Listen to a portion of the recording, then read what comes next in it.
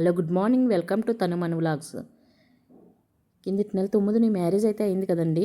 Marriage వీడియోలు అయితే మీకు చాలానే పెట్టాను. అందరూ బాగానే ఆదరించారు. ఇంకా బాగా ఆదరిస్తారని మనస్ఫూర్తిగా కోరుకుంటున్నానండి.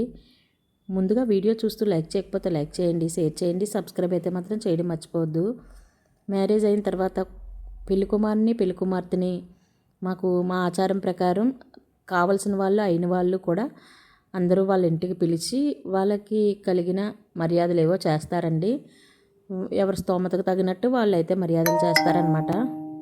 వెడ్నెస్డే అయితే ఇలా బుధవారం అయితే పిలిచానండి. పిలిచి ఇలాగా భోజనాలు ఏర్పాటు అయితే చేశాను. చికెన్ తెచ్చాము, మటన్ తెచ్చాము.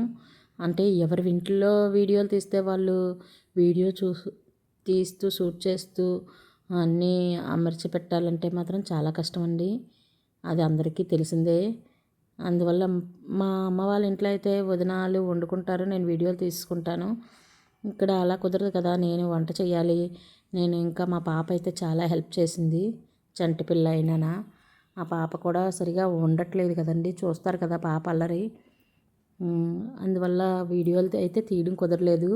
ముందు రోజుగా ఇలా చికెన్ తెచ్చుకొని ఫ్రిడ్జ్లో పెట్టుకుంటే మెత్తగా ఉంటుందని ముందు రోజు తెమ్మన్నారు, తెచ్చేశారు మా ఆయనగారు అయితే చికెను. అది క్లీన్ చేస్తూ వీడియో చిన్న తీశాను. దాంతోనే మీకు నేనైతే భోజనాలు పెట్టిన విషయం అయితే షేర్ చేస్తున్నాను అనమాట.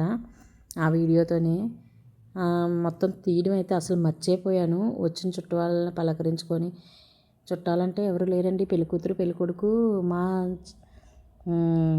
మా వదిన, మా అన్నయ్య వచ్చారు. వాళ్ళు మా ఏరకాడు మా ఏరకత్త వీళ్ళని పిలిచానమాట.